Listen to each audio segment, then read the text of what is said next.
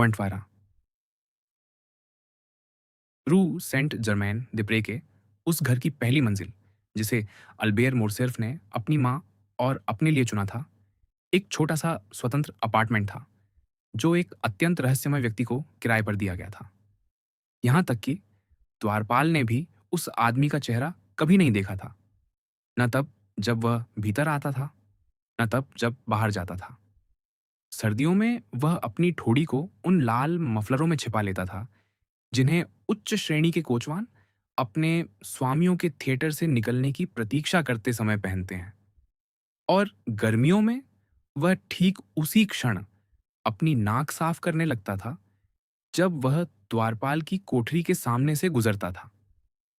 यह भी कहना चाहिए कि सामान्य प्रथा के विपरीत इस निवासी पर कोई निगरानी नहीं रखता था, और यह अफवाह कि उसका छद्म नाम किसी अत्यंत प्रभावशाली व्यक्ति को छिपाता है, ऐसे व्यक्ति को जो बहुत सी डोरियां खींच सकता है, लोगों को उसके आने जाने के रहस्य का सम्मान करने के लिए प्रेरित करती थी।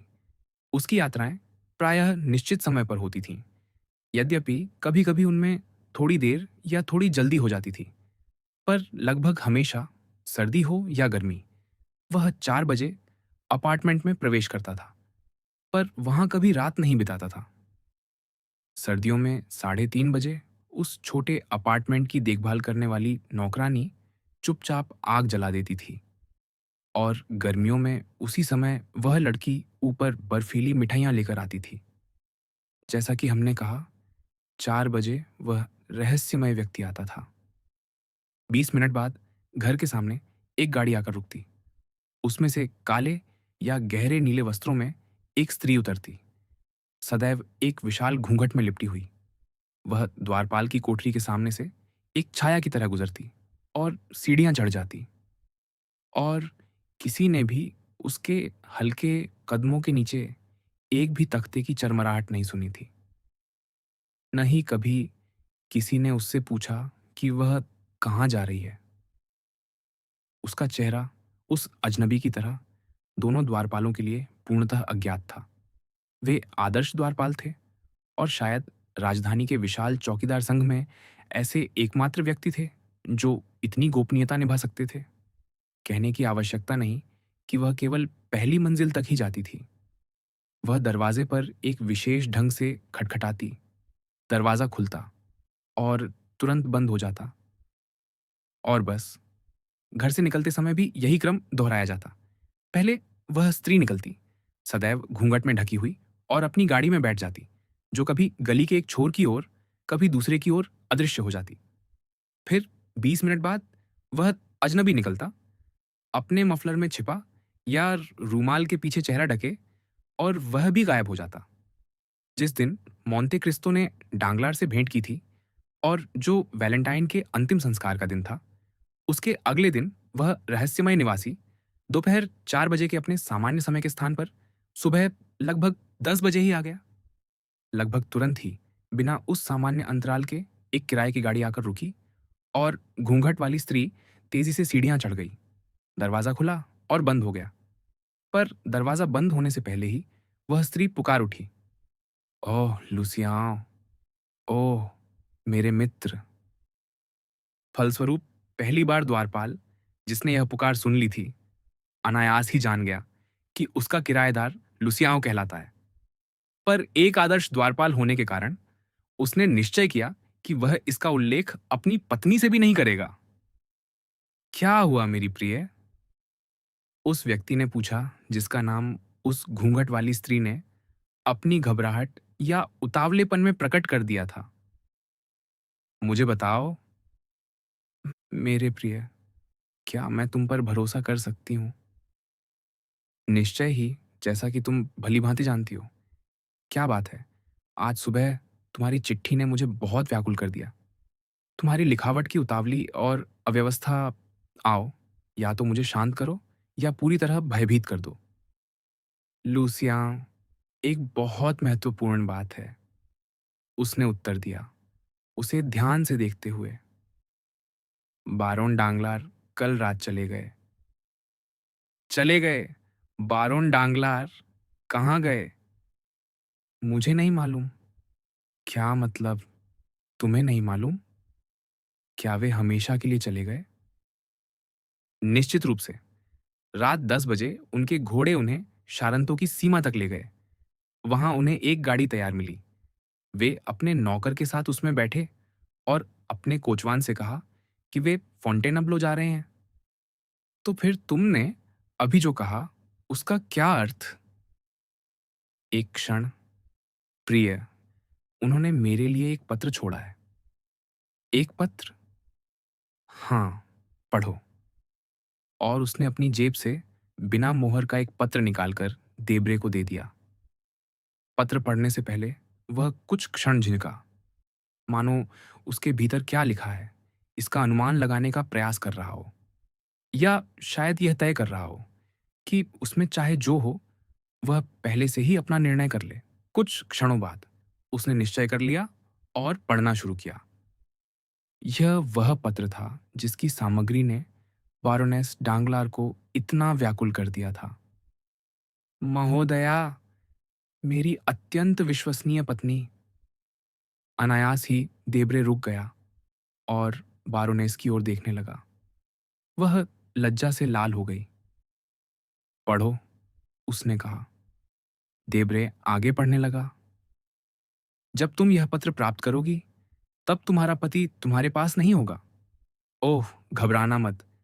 तुम्हारे पास पति उस अर्थ में नहीं होगा जैसे अब तुम्हारे पास बेटी नहीं है। अर्थात मैं फ्रांस से बाहर जाने वाली 30 या 40 सड़कों में से किसी एक पर होऊंगा। मैं तुम्हें स्पष्टीकरण देना अपना कर्तव्य समझता हूं, और चूंकि तुम ऐसी स्त्री हो जो इसे पूरी तरह समझ सकेगी, इसलिए मैं तुम्हें यह दे रहा हूं। बात यह है, आज सुबह मुझसे 5 मिलियन की राशि का भुगतान मांगा गया और मैंने उसे चुका दिया। लगभग उसी समय उतनी ही राशि की दूसरी मांग भी आ गई। मैंने उसे कल तक स्थगित कर दिया और मैं आज ही जा रहा हूं ताकि उस कल से बच सकूं जो मेरे लिए बहुत अप्रिय सिद्ध होता। तुम समझती हो ना, महोदया और मेरी अत्यंत प्रिय पत्नी? यदि मैं कहता हूं तुम समझती हो, तो इसलिए कि तुम मेरे कारोबार को उतना ही जानती हो जितना मैं स्वयं। शायद तुम उसे मुझसे भी अधिक जानती हो, क्योंकि यदि कोई मुझसे पूछे कि मेरी संपत्ति का कम से कम आधा भाग कहाँ गायब हो गया, जबकि वह कभी बहुत बड़ी थी, तो मैं उत्तर नहीं दे पाऊंगा, जबकि मुझे विश्वास है कि तुम इसके विपरीत इसे पूरी तरह बता सकती हो। स्त्रियों की प्रवृत्तियां कभी असफल नहीं होती, और वे अपने बनाए हुए किसी बीजगणित से चमत्कारों तक की व्याख्या कर सकती हैं। मैं तो केवल अपने अंकों को जानता हूं, और जिस दिन से मेरे अंक मुझे धोखा देने लगे, उस दिन से मैं कुछ भी नहीं जानता। क्या आपने कभी मेरी गिरावट की तीव्रता की प्रशंसा की है, महोदया? क्या उस चमकदार ज्वाला ने आपको क्षण भर के लिए चकाचौंध कर दिया था, जिसने मेरी स्वर्ण डालियों को निगल लिया? मुझे स्वीकार करना होगा कि मुझे तो केवल आग ही दिखाई दी, पर आशा है कि आपको उन राखों में कुछ सोना अवश्य मिल गया होगा। इसी सांत्वना के साथ मैं प्रस्थान कर रहा हूं, महोदया, मेरी अत्यंत बुद्धिमान पत्नी। आपको छोड़ते हुए मुझे तनिक भी पश्चाताप नहीं है। आपके पास अभी भी आपके मित्र हैं। वे राखें हैं जिनका मैंने उल्लेख किया, और आपकी प्रसन्नता को पूर्ण करने के लिए वह स्वतंत्रता भी है जिसे मैं आपको देने में शीघ्रता कर रहा हूं। परंतु महोदया, अब समय आ गया है कि कुछ शब्द अधिक निजी विषयों पर भी कहे जाएं। जब तक मुझे यह आशा थी कि आप हमारे परिवार के हित और हमारी पुत्री की समृद्धि के लिए कार्य कर रही हैं, तब तक मैंने दार्शनिक भाव से आंखें मूंद लीं। पर चूंकि आपने हमारे घर को विनाश तक पहुंचा दिया है, मैं किसी दूसरे पुरुष की संपत्ति के लिए आधार प्रदान करना नहीं चाहता। मैंने आपको धनी पाया था, पर सम्मान कम था। मेरी स्पष्टता के लिए क्षमा कीजिए, पर चूंकि संभवतः इन शब्दों को केवल हम दोनों ही पढ़ेंगे, मुझे उन्हें नरम बनाने का कोई कारण नहीं दिखता। मैंने हमारी संपत्ति को बढ़ाया, और वह 15 वर्षों से अधिक समय तक बढ़ती ही रही। उस क्षण तक जब ये अज्ञात विपत्तियां, जिन्हें मैं आज तक समझ नहीं पाया हूं, उसे पकड़कर नीचे गिरा ले गईं और इसमें मेरी कोई गलती नहीं थी। आपने महोदया केवल अपनी संपत्ति बढ़ाने के लिए कार्य किया है और मुझे पूर्ण विश्वास है कि उसमें आप सफल रही हैं। इसलिए मैं आपको उसी अवस्था में छोड़ रहा हूँ, जैसी अवस्था में मैंने आपको पाया था, धनी परंतु सम्मान में गरीब। विदा। अब से मैं भी अपने ही लाभ के लिए कार्य करना प्रारंभ करूँगा। उस उदाहरण के लिए मेरा आभार स्वीकार कीजिए, जो आपने मुझे दिया है और जिसका मैं अनुसरण करूँगा। आपका अत्यंत समर्पित पति, बारोन डांगलार। बारोनेस ने इस लंबे और पीड़ादायक पत्र के पाठ के दौरान देब्रे को ध्यान से देखा था और यद्यपि उसका आत्मसंयम प्रसिद्ध था, उसने युवक को एक दो बार रंग बदलते हुए अवश्य देखा। जब वह पढ़ चुका, उसने धीरे से पत्र को मोड़ा और फिर उसी विचारमग्न मुद्रा में बैठ गया। तो बारोनेस डांगलार ने स्वाभाविक चिंता के साथ पूछा, तो महोदया, देब्रे ने यंत्रवत दोहराया, आप इस पत्र के विषय में क्या सोचते हैं? बहुत सरल बात है। मुझे लगता है कि बारोन डांगलार को संदेह हो गया था। निश्चय ही। पर आप मुझे क्या बताना चाहते हैं? मैं आपका अभिप्राय नहीं समझता, देब्रे ने शीतल स्वर में कहा। वह चले गए, पूरी तरह चले गए, गए और कभी लौटकर नहीं आएंगे। ओह, देब्रे ने कहा, ऐसा मत सोचिए, बारोनेस। मैं कहती हूँ, वह कभी वापस नहीं आएंगे। मैं उन्हें जानती हूँ। जब भी उनका कोई निर्णय उनके हित से जुड़ा होता है, तो वह अडिग रहते हैं। यदि उन्हें लगता कि मैं उनके किसी काम आ सकती हूँ, तो वे मुझे साथ ले जाते। यदि उन्होंने मुझे पेरिस में छोड़ दिया है, तो इसलिए कि यह अलगाव उनके उद्देश्य की पूर्ति करता है।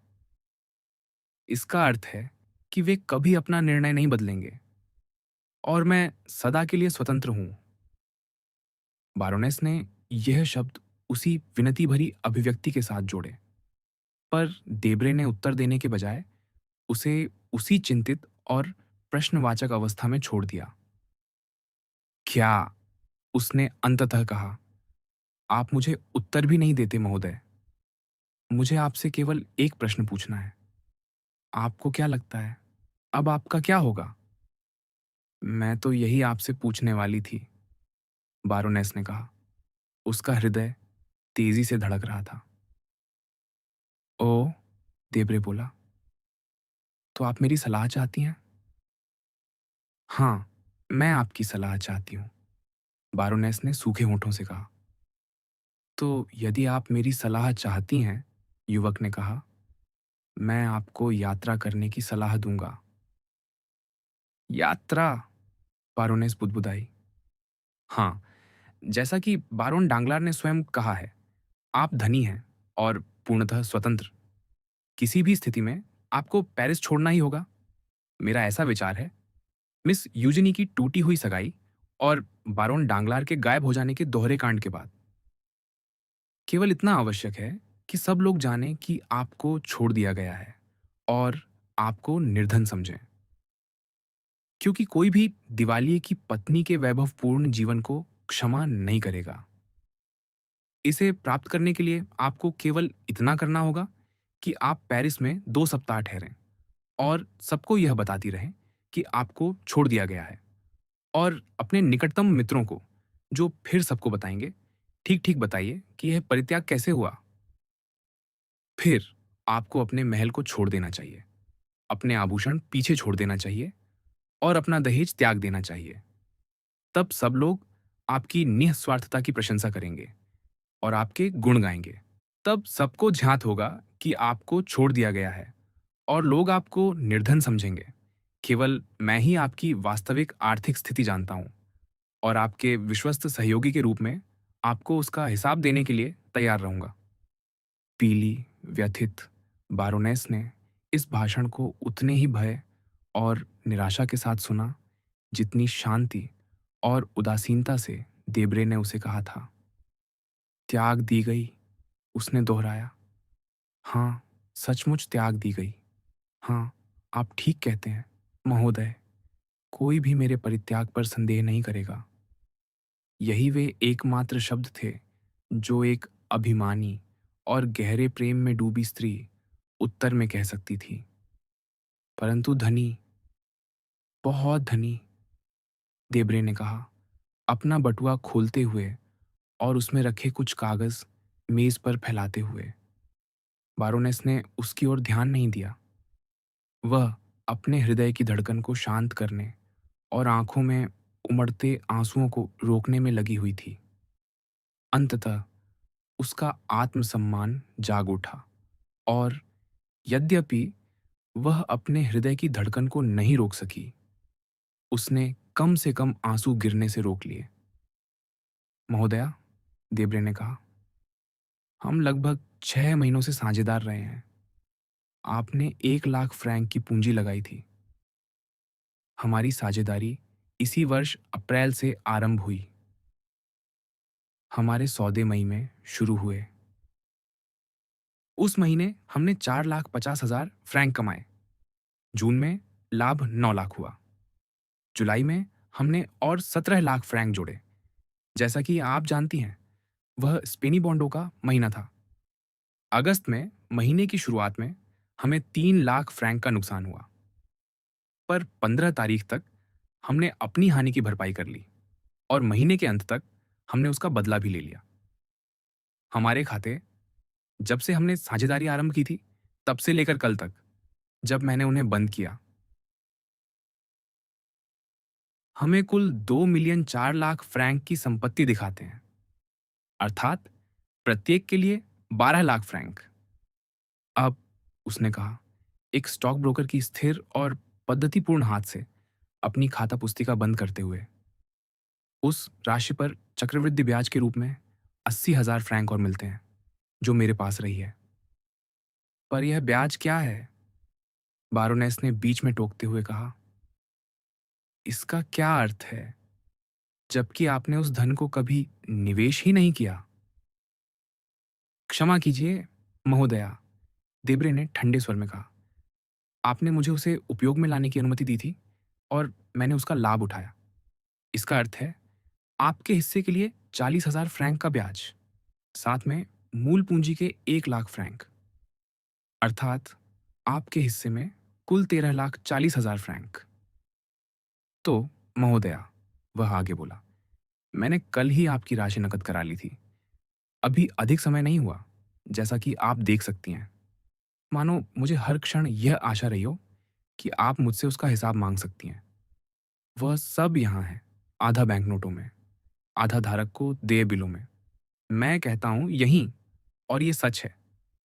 मुझे लगा कि मेरा घर पर्याप्त सुरक्षित नहीं है और कोई नोटरी पर्याप्त गोपनीय नहीं होगा, और संपत्ति स्वयं किसी नोटरी से भी अधिक बोलती है।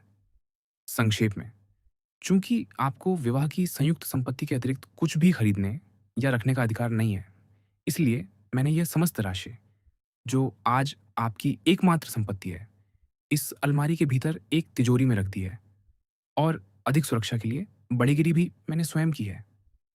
अब, उसने कहा, पहले अलमारी और फिर तिजोरी खोलते हुए, यहाँ एक एक हजार फ्रैंक के 800 नोट हैं, जो आप देख सकती हैं, लोहे की जिल्द वाले किसी मोटे ग्रंथ जैसे दिखाई देते हैं। इसके साथ मैंने 25,000 फ्रैंक का एक बांड जोड़ा है, और अंत में कुल राशि पूरी करने के लिए, जो मेरे विचार में लगभग 1,10,000 फ्रैंक के आसपास है, ये रहा मेरे बैंक पर लिखा एक मांग पत्र। और चूंकि मेरा बैंकर बारोन डांगलर नहीं है, इसलिए यह नोट अवश्य चुकाया जाएगा। मैं आपको इसका आश्वासन देता हूँ। बारोनेस डांगलर ने यंत्रवत वह मांग पत्र, बांड और बैंक नोटों की गड्डी उठा ली। इस प्रकार मेज पर फैलाई हुई वह विशाल संपत्ति बहुत कम प्रतीत हो रही थी। बारोनेस डांगलार सूखी आंखों से, पर सीने में उठती रुलाई के साथ, उसे समेटकर अपने केस के इस्पाती ताले वाले थैले में रखती गई। बांड और मांग पत्र अपने पोर्टफोलियो में रखे, और फिर पीली और मौन खड़ी रही, उस एक मधुर शब्द की प्रतीक्षा में, जो उसे इतनी धनी होने की पीड़ा से कुछ सांत्वना दे सकता था। पर वह व्यर्थ प्रतीक्षा करती रही। अब महोदया, देब्रे ने कहा, आपके पास एक उत्कृष्ट आय है, लगभग 60,000 लिव्र की, जो एक ऐसी स्त्री के लिए अत्यंत बड़ी राशि है, जो कम से कम 1 वर्ष तक कोई नया घर स्थापित नहीं कर सकेगी। इससे आप अपनी किसी भी इच्छा को पूरा कर सकेंगी। इसके अतिरिक्त, यदि कभी आपको अपना हिस्सा अपर्याप्त लगे, तो उस अतीत के विचार में, जो अब आपसे दूर हो रहा है, आप मेरे हिस्से से भी ले सकती हैं। मैं आपको स्वाभाविक ही आरंट के रूप में अपनी सारी संपत्ति देने को तैयार हूँ, अर्थात 10,60,000 फ्रैंक। धन्यवाद महोदय, बारोनेस ने उत्तर दिया। धन्यवाद, पर आप समझेंगे कि आपने यहाँ जो मुझे दिया है, वह उस निर्धन स्त्री के लिए कहीं अधिक है, जो बहुत लंबे समय तक समाज में फिर से प्रकट होने की कल्पना भी नहीं करती। क्षण भर के लिए देब्रे आश्चर्यचकित हुआ, पर वह संभल गया और उसने ऐसा संकेत किया जिसे अत्यंत शिष्ट ढंग से केवल इस प्रकार समझा जा सकता था, जैसा आपको उचित लगे।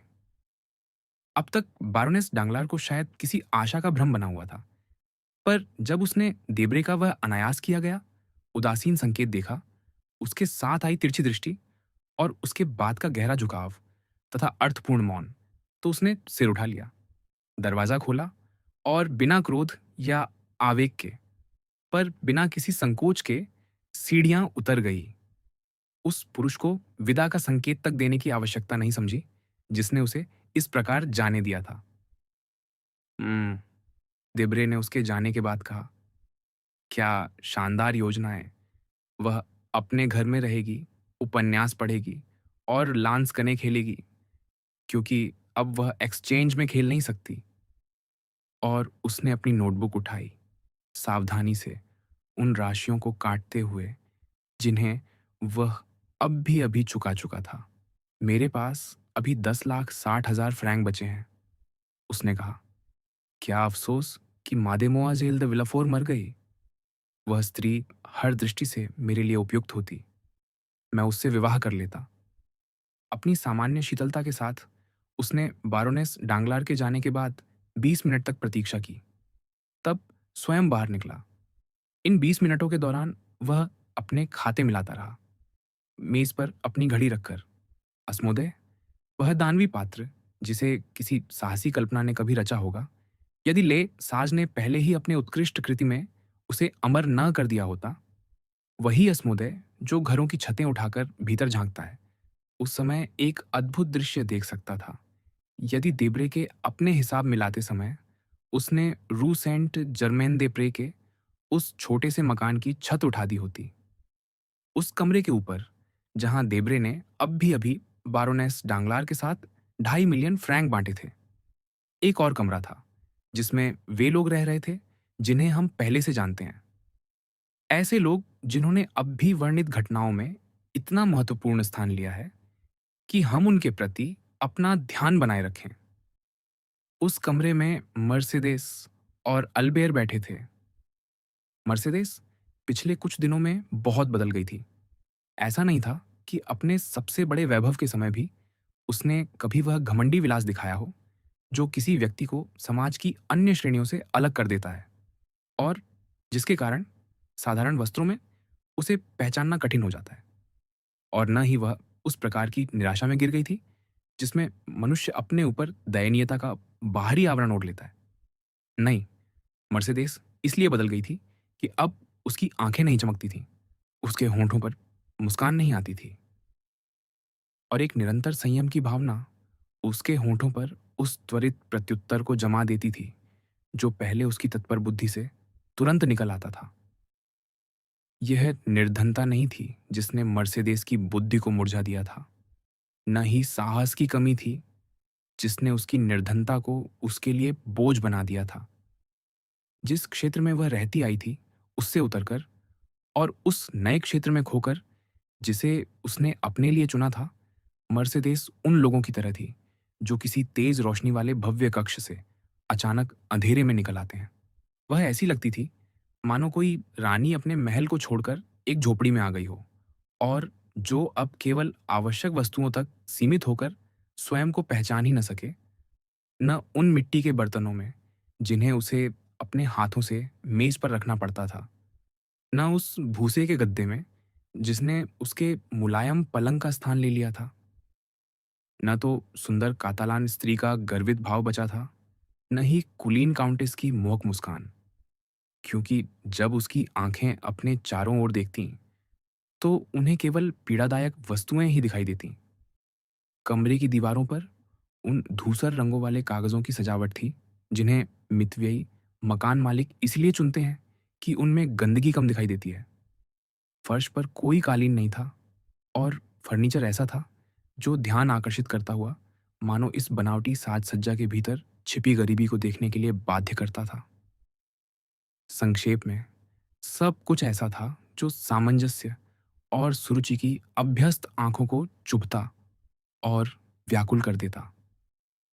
मादाम मोरसेर्फ उसी दिन से यहाँ रह रही थीं, जब उन्होंने पारिवारिक भवन छोड़ा था। उन्हें यह मौन चक्कर देने वाला लगता था, मानो कोई यात्री अचानक किसी गहरी खाई के किनारे आ पहुंचा हो।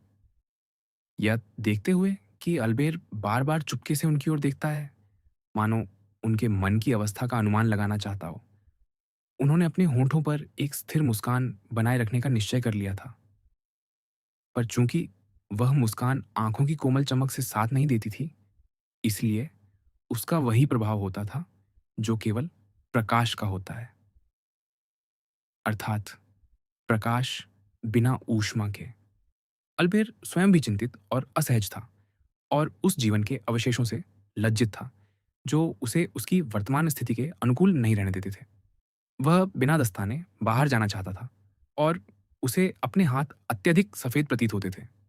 वह हर जगह पैदल चलना चाहता था और उसे अपने जूते अत्यधिक चमकदार लगते थे।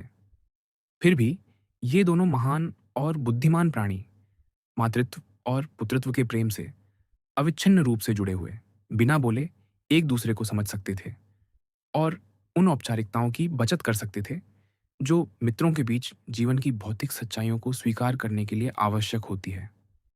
अंततः अल्बेर अपनी माँ से बिना उन्हें भयभीत किए यह कह सका, माँ, हमारे पास अब कोई धन नहीं बचा। मर्सेदेस ने कभी वास्तविक दरिद्रता का अनुभव नहीं किया था। अपनी युवावस्था में वह अक्सर स्वयं गरीबी की चर्चा करती थी, पर वह एक अलग बात है। अभाव और आवश्यकता समानार्थी शब्द हो सकते हैं, पर उनके बीच एक पूरी दुनिया का अंतर होता है। कातालान गांव में मर्सेदेस को बहुत सी वस्तुओं की आवश्यकता होती थी, पर वह कुछ चीजों से कभी वंचित नहीं रहती थी। जब तक जाल अच्छी अवस्था में रहते, मछलियां मिलती रहती। जब तक मछलियां बिकती, जालों की मरम्मत के लिए रस्सी मिल जाती। और फिर मित्रों से दूर, केवल उस प्रेम के साथ जो परिस्थितियों की भौतिक बातों से संबंधित नहीं था। मनुष्य केवल अपने बारे में सोचता है, प्रत्येक अपने लिए।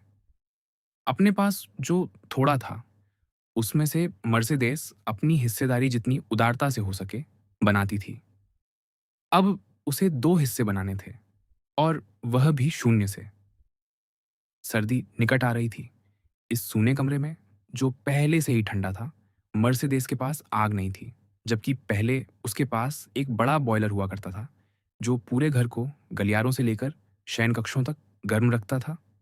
उसके पास एक भी छोटा फूल नहीं था, जबकि पहले उसके कमरे एक ऐसे हरित गृह जैसे थे, जिन्हें पौधों से भरने में राजाओं जैसी धनराशि लगी थी। पर उसके पास उसका पुत्र था। अब तक अपने कर्तव्य को पूरा करने और शायद उससे भी अधिक पूरा करने का आनंद उन्हें एक प्रकार की उत्तेजना में बनाए हुए था। ऐसी अवस्था उत्साह के निकट होती है और तब मनुष्य पृथ्वी की वस्तुओं के प्रति असंवेदनशील हो जाता है। पर उनका उत्साह अब शांत हो चुका था और धीरे-धीरे उन्हें स्वप्न लोक से लौटकर वास्तविकता की दुनिया में आना पड़ा। जब आदर्श समाप्त हो गया, तब उन्हें व्यवहारिक बातों पर चर्चा करनी पड़ी। माँ, अल्बेर ने कहा, उसी समय जब बारोनेस डांगलार सीढ़ियां उतर रही थीं, यदि आप अनुमति दें तो चलिए हम अपनी सारी संपत्ति का हिसाब लगा लें। मुझे अपनी योजनाएं बनाने के लिए एक कुल राशि चाहिए। कुल राशि? कुछ नहीं, मर्सिडीज ने पीड़ा भरी मुस्कान के साथ कहा। इसके विपरीत माँ कुल राशि 3,000 फ्रैंक, अल्बेर ने कहा, और उन्हीं 3,000 फ्रैंक से मैं हमारे लिए एक अत्यंत सुखद जीवन बनाना चाहता हूँ।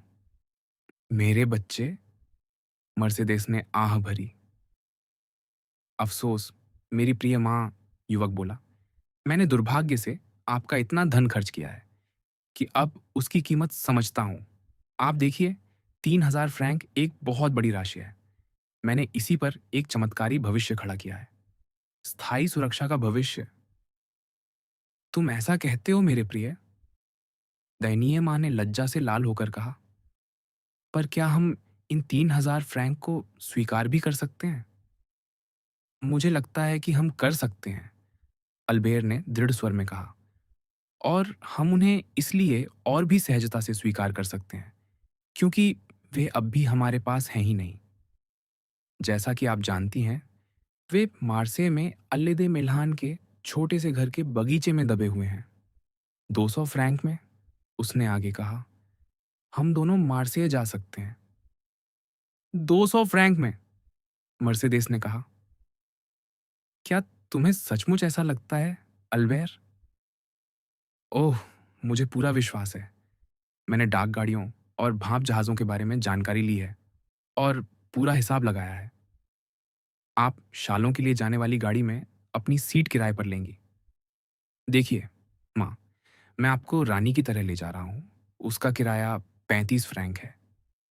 उसने एक कलम उठाई और लिखने लगा, कोच 35 फ्रैंक। शालों से लियों, भाप-पोत 6 फ्रैंक। लियों से अविन्यो, फिर भाप-पोत 16 फ्रैंक। यात्रा का खर्च 50 फ्रैंक। कुल 114 फ्रैंक। मान लीजिए 120, अल्बेर ने मुस्कुराते हुए कहा। देखिए माँ, मैं कितना उदार हूँ, पर तुम्हारा क्या होगा, मेरे बेचारे बच्चे? मेरा? क्या आप नहीं देखती कि मैंने अपने लिए 80 फ्रैंक रख छोड़े हैं? एक युवक को बहुत आराम की आवश्यकता नहीं होती। और फिर मुझे यात्रा करना आता है, तुम्हारी डाक गाड़ी और तुम्हारे नौकर के साथ। जो भी हो, मैं जानता हूँ माँ। अच्छा, मर्सिडीज ने कहा, पर वे 200 फ्रैंक ये रहे, और इसके साथ 200 और। मैंने अपनी घड़ी 100 फ्रैंक में बेच दी और उसकी चेन तथा सजावट 300 में। क्या यह अद्भुत नहीं? एक घड़ी की चेन जिसकी कीमत घड़ी से 3 गुना अधिक। यह भी उसी अत्यधिक वैभव का परिणाम है। अब हम धनी हैं, क्योंकि जहां तुम्हें यात्रा के लिए 114 फ्रैंक चाहिए थे, वहां अब तुम्हारे पास 250 हैं। पर क्या हमें यहाँ के किराए के लिए कुछ देना है? 30 फ्रैंक, जिन्हें मैं अपने 150 में से दे सकता हूँ। तो यह तय रहा।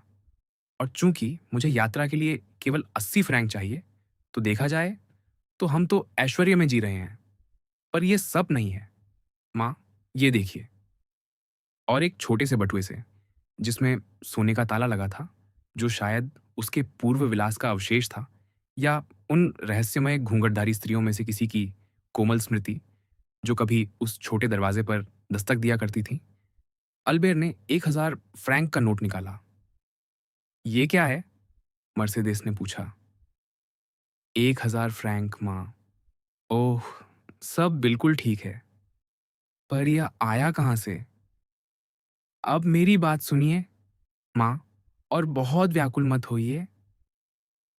अल्बेर खड़ा हुआ, अपनी माँ के दोनों गालों पर चुंबन दिया, फिर ठहर कर उसे देखने लगा। माँ, आपको पता नहीं कि मुझे आप कितनी सुंदर लगती हैं, उसने गहरे पुत्रवत प्रेम से कहा। आप वास्तव में वह सबसे सुंदर स्त्री हैं जिसे मैंने कभी देखा है, और सबसे महान भी।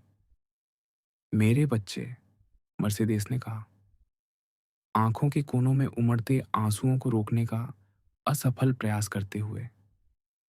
मुझे लगता है कि आपको केवल दुखी होना ही बाकी था, ताकि मेरा प्रेम आपकी पूजा में बदल जाए। जब तक मेरा पुत्र मेरे पास है, मैं दुखी नहीं हूं, मर्सिडीज ने कहा। और जब तक वह मेरे पास रहेगा, मैं कभी दुखी नहीं होऊँगी। ओह!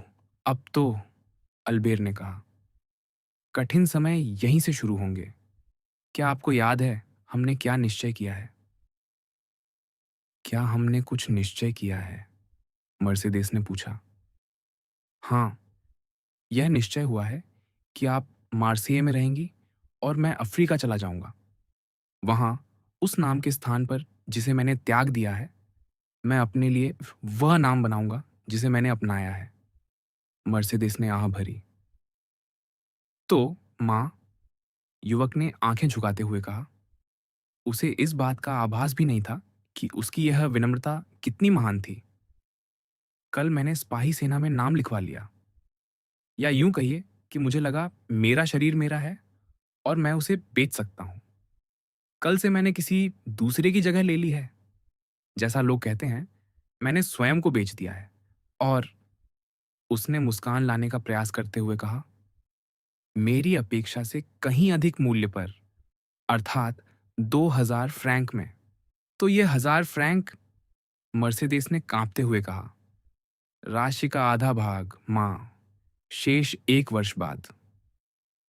मर्सिडीज ने आकाश की ओर आंखें उठाईं, ऐसे भाव के साथ जिसे कोई कलाकार चित्रित नहीं कर सकता। उसके हृदय की पीड़ा उमड़ पड़ी और पलकों पर ठहरे 2 आंसू चुपचाप उसके गालों पर बह निकले। उसके रक्त की कीमत, उसने धीमे से कहा। हाँ, यदि मैं मारा गया, मोरसेफ ने हंसते हुए कहा, पर मैं आपको विश्वास दिलाता हूं, प्रियमा, कि मेरा इरादा स्वयं को पूरी शक्ति से बचाने का है। मुझे कभी जीवन से इतना प्रेम नहीं हुआ। हे ईश्वर, हे ईश्वर, मर्सिडीज ने कहा। और फिर, माँ, मुझे क्यों मारा जाएगा? क्या लामोरिसियर मारे गए थे? दक्षिण के दूसरे ने? क्या शांगारनियर मारे गए? या बेदो? क्या हमारे मित्र मोरेल मारे गए? जरा सोचिए, जब आप मुझे मेरी वर्दी में देखेंगी, उस पर लगी सुनहरी डोरियों के साथ, तो आपको कितना आनंद होगा। मैं आपको विश्वास दिलाता हूँ, मैं उसमें बहुत शानदार लगूंगा। सच तो ये है कि मैंने वही रेजिमेंट केवल उसकी वर्दी के कारण चुनी है। मर्सिडीज ने मुस्कुराने का प्रयास करते हुए आह भरी।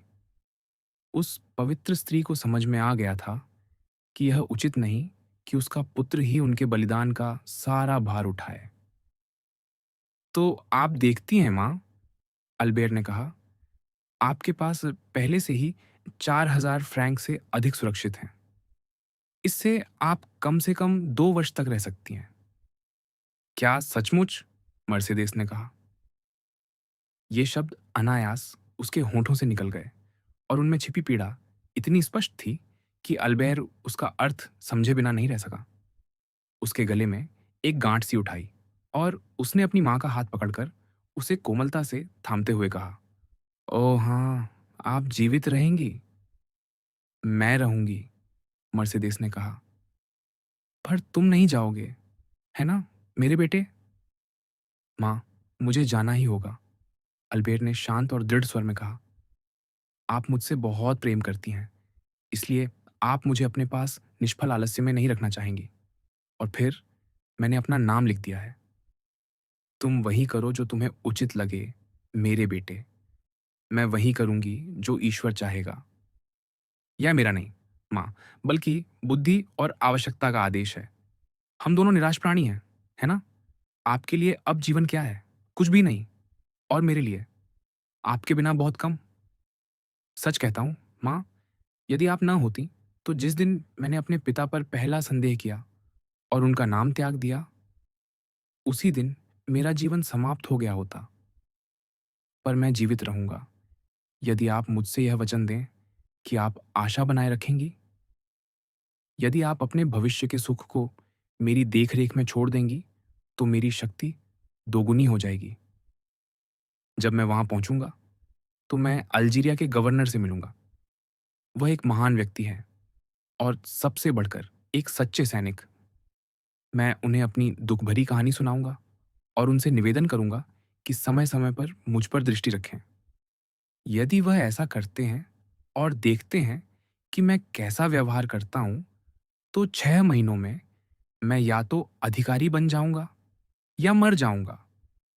यदि मैं अधिकारी बन गया, माँ, तो आपका भविष्य सुरक्षित होगा, क्योंकि तब हमारे दोनों के लिए पर्याप्त धन होगा और एक नया नाम होगा, जिस पर हम दोनों गर्व कर सकेंगे, क्योंकि वह आपका वास्तविक नाम होगा। और यदि मैं मारा गया, तो प्रिय माँ, तब आप भी मर सकती हैं, यदि चाहें, और हमारी सभी विपत्तियाँ अपनी ही अधिकता से समाप्त हो जाएँगी। बहुत अच्छा, मर्सिडेस ने अपने महान और प्रभावशाली भाव के साथ कहा। तुम ठीक कहते हो, मेरे बेटे। चलो, उन लोगों को दिखा दें, जो हमें देख रहे हैं और यह प्रतीक्षा कर रहे हैं कि हम क्या करेंगे ताकि वे हमारी निंदा कर सकें। कम से कम उन्हें यह सिद्ध कर दें कि हम उनकी सहानुभूति के योग्य हैं। पर अब कोई शोकपूर्ण विचार नहीं, माँ। मैं आपको विश्वास दिलाता हूँ कि हम, या कम से कम हम हो सकते हैं, बहुत सुखी। आप बुद्धिमान भी हैं और धैर्यवान भी, और मैं अब अपने स्वाद में सरल हो गया हूँ और आशा करता हूँ कि अब मुझ में कोई उग्र इच्छा नहीं रही। जब मैं सेना में पहुँच जाऊँगा, तो मैं धनी हो जाऊँगा, और जब आप दांते के घर में होंगी, तो आपको शांति मिलेगी। माँ, चलिए प्रयास करें। मैं आपसे विनती करता हूँ, चलिए प्रयास करें।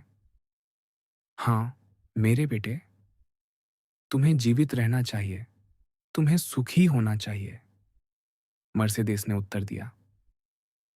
तो हम दोनों ने अपना-अपना हिस्सा बाँट लिया, युवक ने कहा, मानो वह पूरी तरह निश्चिंत हो।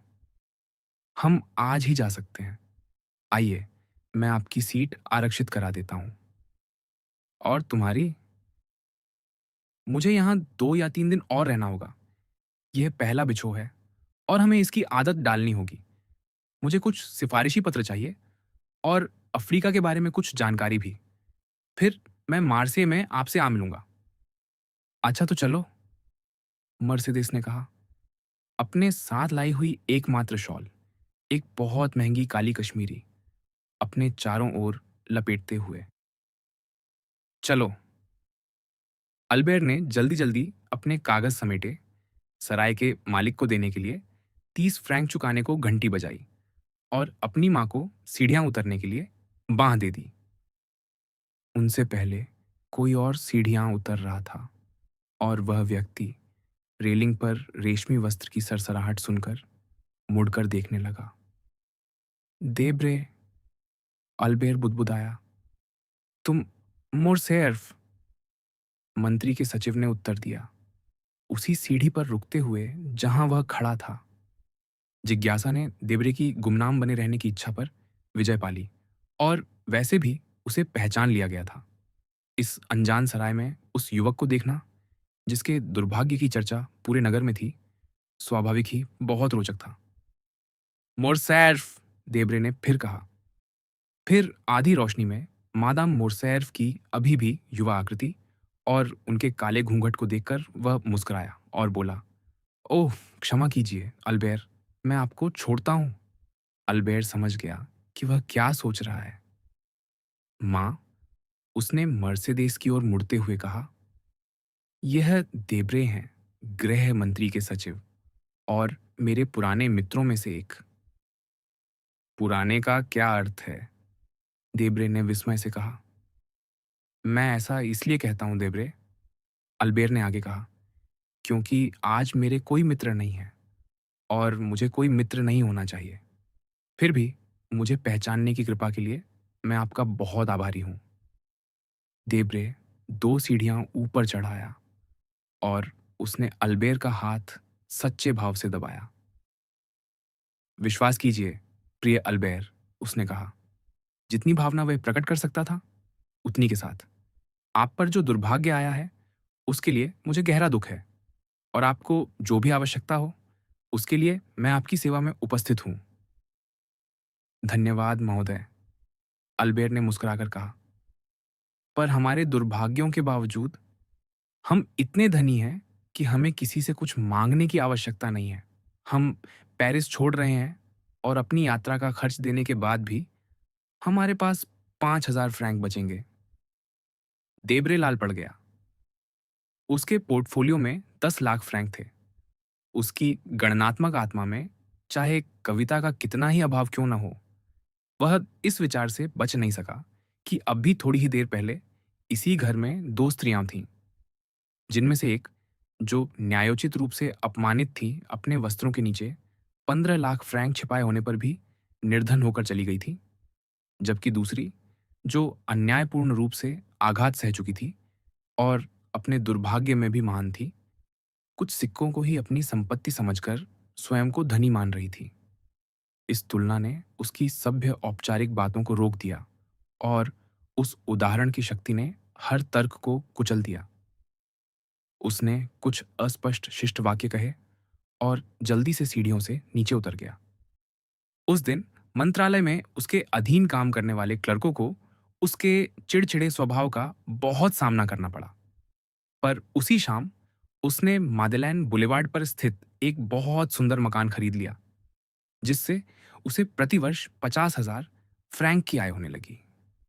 अगले दिन जब देब्रे उस मकान के कागजों पर हस्ताक्षर कर रहा था, अर्थात शाम लगभग 5 बजे, मादाम मोरसेर्फ ने अपने पुत्र को स्नेह से आलिंगन किया और उसके आलिंगन को उसी स्नेह से प्रत्युत्तर मिला।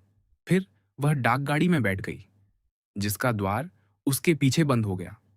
मिसाजरी लाफित के आंगन में एक व्यक्ति छिपा हुआ था, कार्यालयों के ऊपर बने मेजानाइन की मेहराबदार खिड़कियों में से एक के पीछे।